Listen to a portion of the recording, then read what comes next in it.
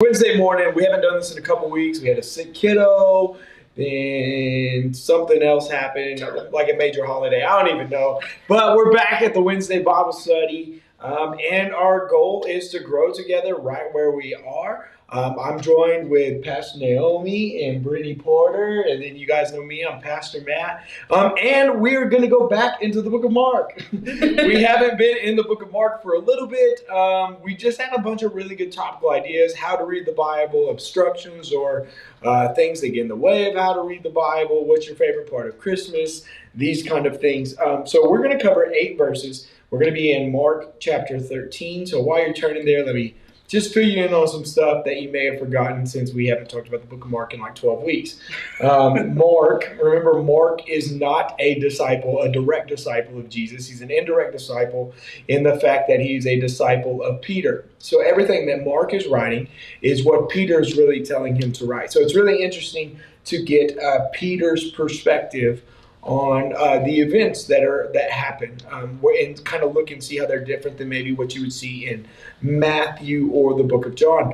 So we're going to go 2 verses right off the bat. We'll talk about it. It's more of a historical reference, and then we'll go the last 5. So Mark chapter 13, verse 1, it says, "As he was going out of the temple, one of his disciples said to him, 'Teacher, look, what massive stones. What impressive buildings.' Jesus said to him, 'Do you see these great buildings? Not one stone will be left upon another. All will be thrown down.'" Can you imagine like seeing something and like being super excited about it, and Jesus like, "Yeah, that's gonna fall." Yeah. It's just like, "It's coming down, guys." Somebody's Christmas tree. That's an amazing Christmas tree. Well, December 26th. It's coming down. Yeah. That will not be there tomorrow. That's right. Have a Christmas tree right behind me. Do y'all see? Are y'all seeing anything in this? I've got a little something. I just want to give y'all an opportunity to. No, I just like some of the, I don't know if it's not historical context, but the building they're referencing to, like these stones, they're not like bricks that you put in a brick house. Like they're actually really, really big. And it's a massive building. I did like a little nerding out and I was looking it up and stuff. And like these stones are like the sizes of like small garages. Like they're pretty large. Like they're huge. Like so we could be inside one of the stones. Like these are not small stones. Today's podcast brought to you from inside a massive stone. That is huge.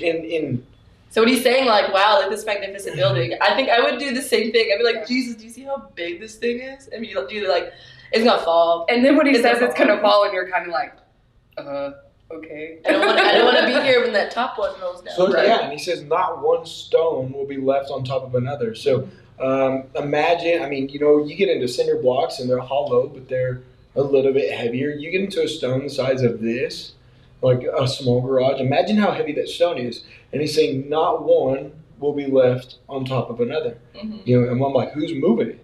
Who's bringing it down? Sure. The answer is, if we're going to go kind of to work alongside what you were saying, historically, that building came down in 70 A.D., I believe.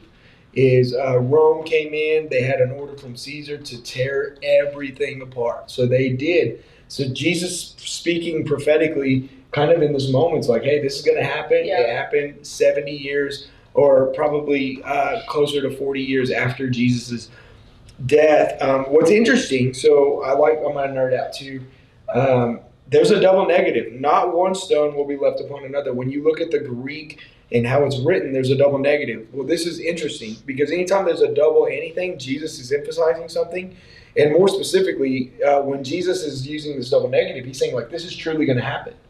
A good example of this would be in the Genesis story. We know Joseph gets thrown into a pit, sold into Potiphar's house, gets thrown into prison. And then while he's there, interprets a guy's dream. He forgets about him. And then Pharaoh has the same dream twice, and it just looks different. One is 7 healthy cows, and 7 unhealthy ones, and the 7 unhealthy eat the 7 healthy, but nothing changes about them. And then same thing with grain. You got 7 stalks of good grain, and then bad ones. And he calls Joseph, the cupbearer, and remembers him. And Joseph comes up, he listens to the dream. He's like, well, since you saw this twice, God is telling you it's going to happen. So it's like it's imminent. This isn't like a concept or an idea. This is very real. This is going to happen. So it's something to think about in this. Jesus uses a double negative. Not one stone will be left upon another. Double negative. What is he saying? This is going to happen. Like this is true. And then, 40 years later, it happened. Yeah. Let's go. Let's finish it. 3 through 8. It says, while he was sitting on the Mount of Olives across from the temple, Peter, James, John, and Andrew asked him privately, "Tell us, when will these things happen?" So they're obviously still intrigued, right? "And what will be the sign when all of these things are about to be accomplished?" Jesus told them, "Watch out that no one deceives you. Many will come in my name, saying, 'I am he,' and they will deceive many. When you hear of wars and rumors of wars, don't be alarmed. These things must take place, but it is not yet the end. For nation will rise up against nation, and kingdom against kingdom.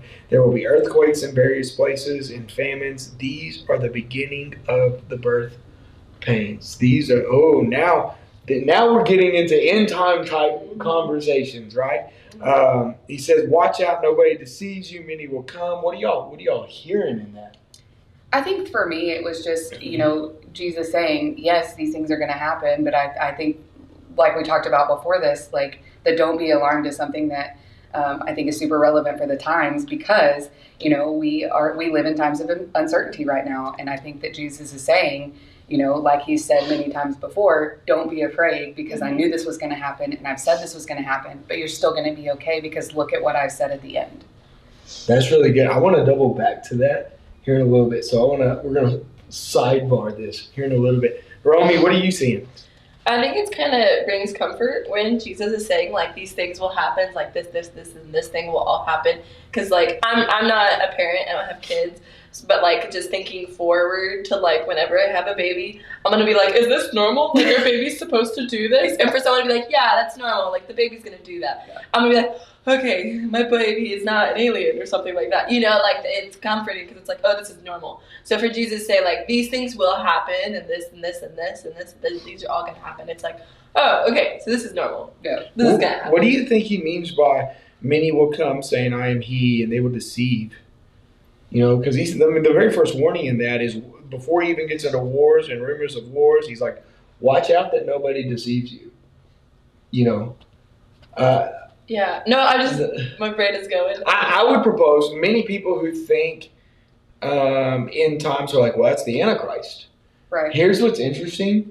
Only one writer in the biblical narrative uses the term Antichrist, and it's John. Right? And in, I believe it's 1 John, he says there are many Antichrists. So this one giant figure is only referenced by the one who had and wrote the book of Revelation, but he also says that there's many of them. One commentary I looked at said this: it would be people who misuse the name of Jesus. Right. And I'm like, oh, That's scary. Yeah, like how many times did Jesus warn? Look at just the Sermon on the Mount. Like, beware of false teachers. Yeah, you see it so many times in Scripture that he says, beware of people that are coming in my name and saying these things. And I think that something for me that stands out to me is just remember to, stick to what you know is true. Yeah. Like if something doesn't look right or it doesn't look like Jesus or whatever the situation may be, then you have to think about it. So how do you, let's give somebody a measuring stick, right? If he's saying to watch out for people who may come using my name or bearing my name, what would you say would be a measuring stick to say that this is a good person to follow, or maybe I shouldn't follow this one? I think their fruit and their character. So let's be real, like some people are just really talented, and talent can only get you so far before your character drops out behind you because it just can't keep up with your talent. So like there are pastors, not Matt. Matt's cool, but there are pastors Shameless plug. that are talented. They can speak well. They can say the things, and they know the word. But like there's character that just doesn't keep up. And so like when you start seeing these like not so good fruits come out, like cheating on the wives, just stuff like that. And that's what it'd be. That if their character doesn't match with the talent, then I'd be like, nah, you're fake news. That's good. I think for me, it's like, is it biblical? Are they saying what we have read and saying what we know God says and what we know God says about us and who we are and who He is? I think that would be a measuring stick as well. That's a really good one, and that puts a lot of emphasis on those listening to actually know the answer to that question. Like, Yep. is it biblical, or is what they're saying sound really good and kind of tickle my ears, and this is what I want to believe because it may be easier. Mm-hmm. Yeah. I think those are really, really good measuring sticks. So let's go into this last part. Okay, when you hear of wars, rumors of wars, nation rising up against nation, kingdom against kingdom, earthquakes, famines. I feel like we're there. Yeah, that's what I was gonna say. So I would ask. This happened yesterday. I would ask the question: are we in the end times? Maybe we're in the birthing pains, but Yeah. I don't know when the baby's coming. Well, and I'm going to steal something that Matt had said to me about something that we had talked about previously about the book of Revelation. Like, the people that wrote these things, like, thought those were the end times. Like, they thought the world was going to end, and they thought that whatever was said in the Bible, it was going to happen. And so maybe they believed that and believed that it was the end times. And I mean, how can we not think even a little bit that that's not where we're at right now? Well, I agree. So let's hold on to that. Let's process through that. Every generation, especially think after the apostles, people that are reading the letters from the apostles, the Pauline letters, the Gospels, or even the Gospel of Mark, are like, every generation after that would be like, well crap, there's wars, there's rumors of wars, there's a famine going on over here. My house shook the other day. You know what I mean? Like, every generation, like, following the ones writing this, thought that the end times was going to happen in their life period, right? If that's the case, this is where I'm going to go back. Remember what you said, I'm going to pull it back out. The most important part of this text is do not be alarmed, right? Hear that. And I think it's so relevant to today. The most important part, or another way of saying it, is do not lose focus. Right. What he's encouraging the disciples is like, hey, when this stuff happens, you've got to stay on mission. Yeah. Like, you've got to keep caring for, I almost said, what I call it, orphans in Ido, I keep transposing the words, but widows and orphans. You've got to still keep carrying the message. You've got to go and make disciples. You know what I mean? So oh man. And I think something that stands out for me is, like, don't let the world negate your calling. Like, don't let what happens here stop you from moving forward. Like, keep your faith and don't worry about what's going on, because we have people running around with their heads on fire right now. Yeah. And, we're called to be the people that are like, no, this is, love Jesus. Here, like, look at Jesus. Yeah. You know what I mean? How many times has the fear of it being the end times stopped our feet? Right. Like, it kept us from moving. Like, we've seen that. I think we've seen that over the last couple of years. Yeah. You know what I mean? Don't be alarmed. Don't lose focus. Don't be distracted. You go into what is the most heated presidential election that's ever been happening, and everybody lost focus of the gospel and was more focused about who's sitting in the Oval Office. Right.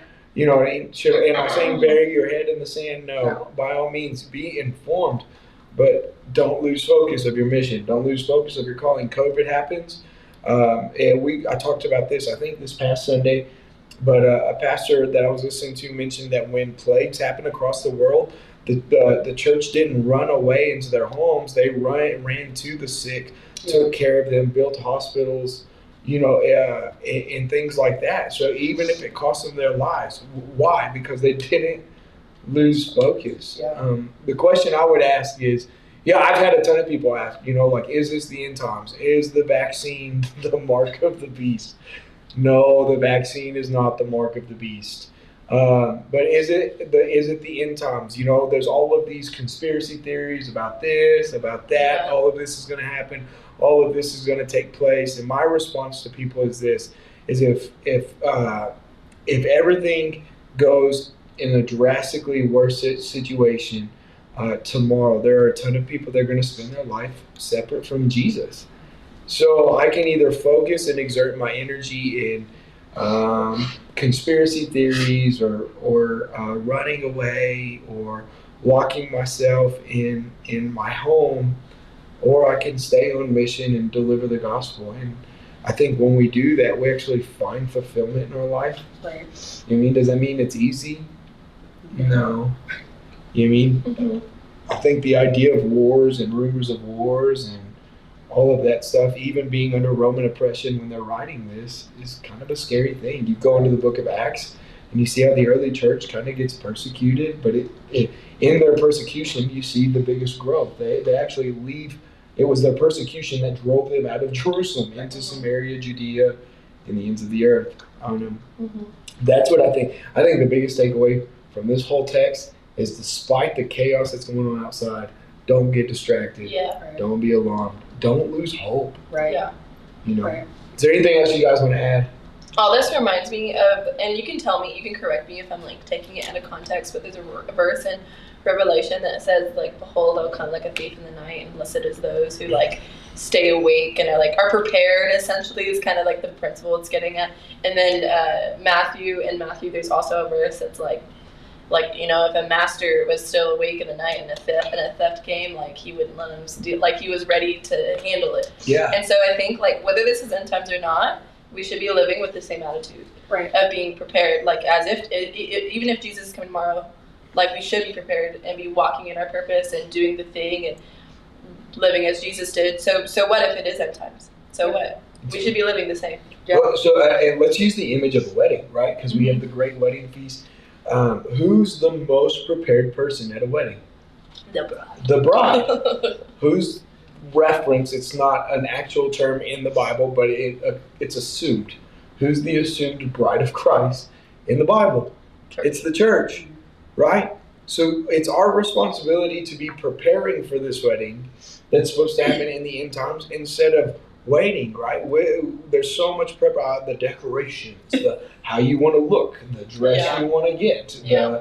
there's this, there's that, the money we want to spend, and all this other stuff. No bride, I've never met a bride in all of the weddings that I've done where she said yes to the ring and then sat still for 9 months. Oh yeah. Or a year, or some engagements are 17 years. I mean, it was like 4. That was an over It's like exaggeration. right now. That's But- a long time. But my point is this: is you don't say yes and then sit still. Yeah. Right.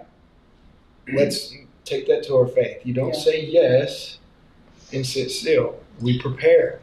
But also like keeping in the wedding theme, like don't you invite guests to your wedding too? Like isn't that what we're called to do as Christians? Is invite people to the wedding, and want them to be there and show them like this is the life that you could have, because that's what we're called to do as Christians, is to spread the word and love people and things like that. So to me, when you said wedding, that's what it meant. Like that's what I thought was, aren't you supposed to invite guests to your wedding? Do you want to get married as well? And say yes. To Yeah. Not, you know what I mean though. No, it's Yeah. a great. No, Yeah, it's, people it's do the perfect. experience it. It's the perfect analogy. Because okay, what is it about the wedding that makes the wedding so great? It's who we marry. It's Yeah. Jesus, Yeah. right? We've been saying this, and it's probably going to repeat itself well into 2022. But the reason heaven is so good is because Jesus is there. Right. The reason hell is so bad is because Jesus isn't there.